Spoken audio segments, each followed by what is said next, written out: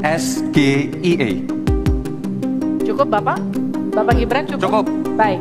Terima kasih. Mungkin Prof. Mahfud dan Gus Muhaimin kurang paham dengan apa yang sudah saya paparkan. Ya mohon maaf kalau pertanyaannya agak sulit ya Gus. Terima kasih.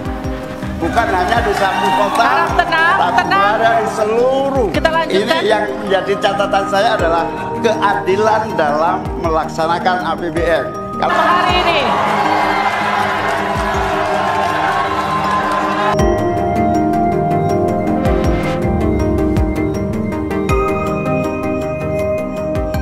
menurut saya yang paling menguasai panggung adalah dari Gibran Rakabuming Raka. Tetapi apakah Anda sadar ya dengan pertanyaan dari Gibran ke salah satu kandidat cawapres di sini menurut saya sangat meremehkan, yaitu lawan-lawan debat cawapres kemarin. Ya seperti contoh di sini ada video yang pada waktu lalu rame ya. Seperti ini videonya. Yang menjadi catatan saya adalah keadilan dalam melaksanakan APBN. kalau hari ini SGIE. cukup Bapak? Bapak Gibran cukup? Cukup. Baik. Terima kasih. Mungkin Prof. Mahfud dan Gus Muhaimin kurang paham dengan apa yang sudah saya paparkan. Nah, bayangkan di sini di depan Profesor Pak Mahfud, profesor loh di sini. Bahkan Gibran menyebut ya kurang paham apa yang dipaparkan oleh Gibran. Ya seharusnya di sini bukan kebalikannya. Seharusnya Gibran mengkritik dirinya sendiri. Yaitu berarti pemaparan dari Gibran menurut saya di sini yaitu kurang jelas.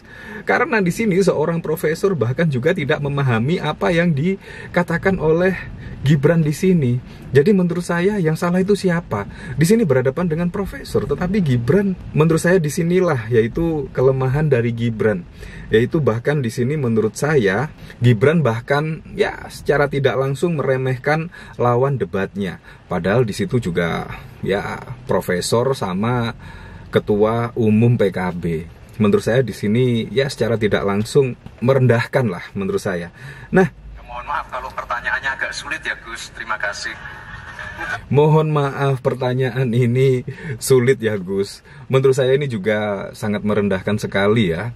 Karena juga SGIE ya seharusnya Gibran memberikan contoh lah, memberikan juga kepanjangan dari apa maksud dari SGIE. Menurut saya pasti Muhaimin Iskandar pasti akan menjawabnya kalau misalkan Muhaimin Iskandar tahu maksud dan arti SGIE. Jadi menurut saya sangat lucu. Dan bahkan pada waktu lalu dari hasil survei dan juga dari pakar, pertanyaan dari Gibran di sini bahkan juga dikritik, yaitu mempunyai tendensi menjatuhkan lawan. Nah, di sini bahkan menurut pakar gaya debat Gibran level terendah dalam komunikasi.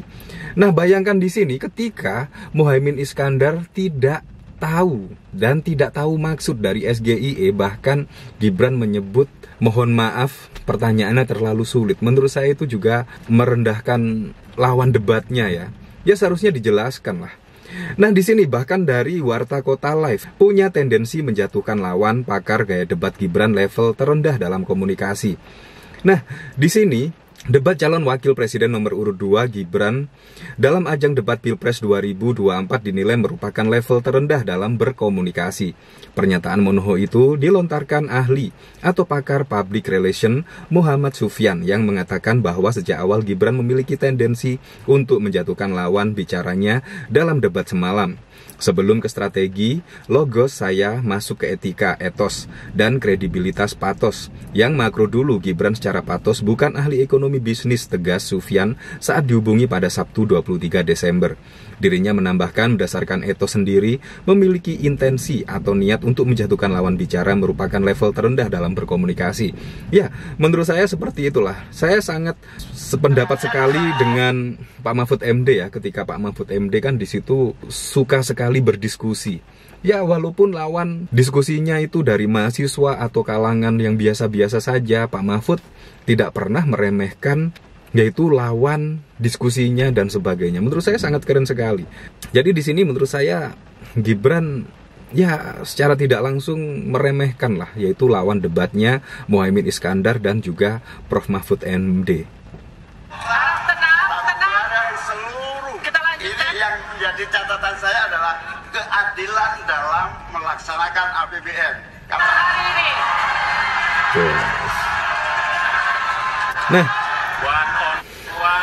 Nah, di sini bahkan juga dikomentari oleh Yusuf Dundum. Siapa bilang Samsul saat salaman sambil nunduk-nunduk itu cuma gimmick? Enggak lah, aslinya memang santun kok. Ya, seperti itulah. Nah, di sini bahkan juga dikomentari oleh Wowo Anis. Sombong ya, masih muda. Di sini dikomentari oleh Arek Kene. Jangankan orang lain, dia sendiri nggak paham apa yang ia bicarakan. Cian Samsul Kemelinti. Di sini dari Popeye, kata Gibran SGIE, dia mengucapkan dengan lafalan Indonesia tetapi kepanjangan singkatannya ternyata bahasa Inggris. Itu sebetulnya yang dongok siapa? Masa ejaan huruf Inggris gitu cara pengucapannya? Ya memang pada waktu lalu juga rame. Gaya sombong dan songongnya bikin muntah padahal yang nggak jelas dia sendiri. Di sini dari Ahmad Rifai, tengil banget. Kayak gitu mau jadi wapres, makin kacau Indonesia. Nah, saya tidak bisa membayangkan, apalagi kalau yang bertanya adalah mahasiswa atau rakyat biasa ya. Misalkan SGIE itu apa? Pasti Gibran jawabnya kira-kira seperti apa ya? Maaf, pertanyaannya semakin sulit atau nanti kita tampung dan lain sebagainya.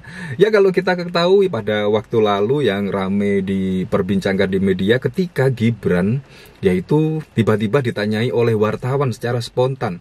Itu bahkan menurut saya jawaban dari Gibran terkesan tidak nyambung. Pada waktu lalu juga sempat ditanyai oleh Kiki Safutri, yaitu stand up komedian, bahkan ditanya soal bagaimana UMKM bisa go internasional. Di situ bahkan jawaban dari Gibran Rakabuming Raka tidak nyambung, yaitu bahkan menjawab yaitu ketua RT harus bergerak, yaitu masyarakatnya untuk membeli produk UMKM tersebut. Padahal di sini pertanyaannya adalah bagaimana UMKM bisa go internasional. Jadi Anda bisa menilainya sendirilah. Kalau menurut saya ini pada saat debat di sini menurut saya ya sangat berbeda jauh dengan fakta di lapangan ketika Gibran ditanyai oleh wartawan, ditanyai oleh mahasiswa, dan bahkan juga pada saat mendapat undangan acara diskusi debat terbuka oleh kampus-kampus di universitas-universitas. Di situ bahkan Gibran tidak hadir dan bahkan juga sering absen. Nah, di situ menurut saya juga perlu dinilai oleh netizen dan juga masyarakat. Jadi bukan hanya debat di sini saja yang perlu dinilai, tetapi keseluruhan ketika Gibran menanggapi wartawan dan juga pertanyaan dari mahasiswa-mahasiswa di sini. Ya, tetapi kita kembalikan lagi ke masyarakat lah. Kita tunjukkan besok kira-kira pada 14 Februari mendatang siapakah yang cocok menjadi capres dan cawapres untuk memimpin Indonesia ke depan. Ya, apapun itulah untuk Pilpres 2024 mendatang, semoga saja berjalan dengan aman, berjalan dengan lancar, dan yang paling penting berjalan dengan jujur dan juga adil.